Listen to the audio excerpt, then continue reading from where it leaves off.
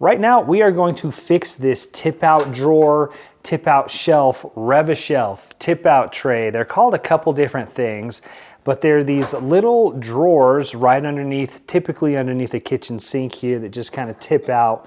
People typically hold sponges and different things like that. We have some scrapers, and sponges is usually what we keep in here, but as you can see, it's not closing flush anymore, so I got some replacement hinges. First things first, let's go ahead and take out the old hinges, and then we'll put in the new ones. So if you kind of pull out on it and it doesn't open all the way, I found if you kind of get some leverage on it, lift it up a little bit and pull out at the same time, it extends to its full length there.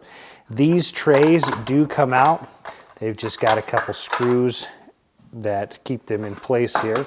So we'll go ahead and take these out.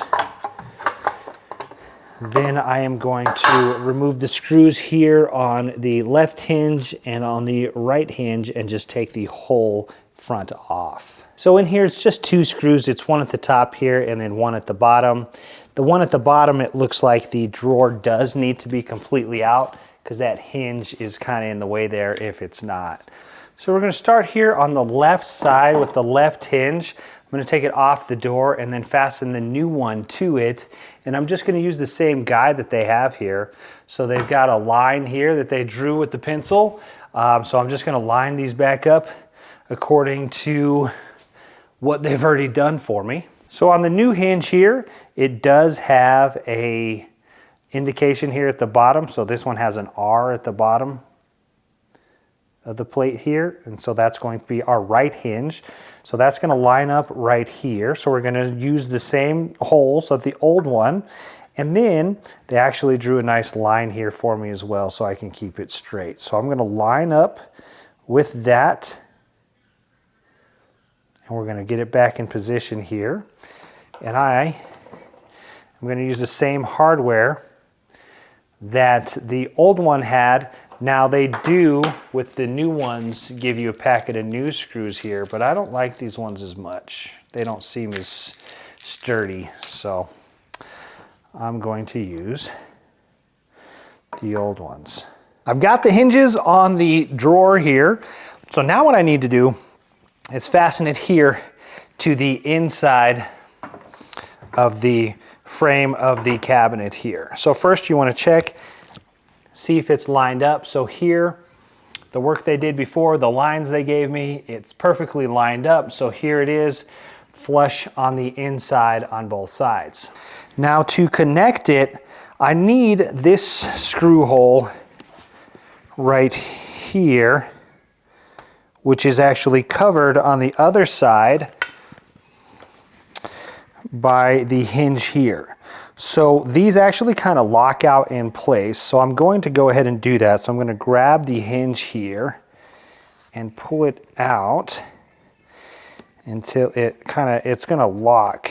It's got a little dip in there, so it kind of locks it open and in place. So I'm going to do the same thing on the other one. Just pull it out. It locks into place. And then I'm just going to rest this on the inside of the frame here, on both sides to where it's even. And then I need to get into that screw right there and fasten it in place. And we're using the same holes.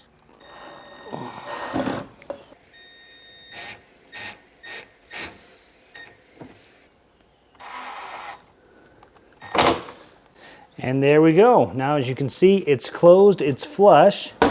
It's got a snap back now. It would not do that before, so now it snaps back. And then again, same kind of thing. If you pull it out enough, it locks open, which is really cool. So now we can take our trays here and go ahead and put those back in so you can store whatever you like.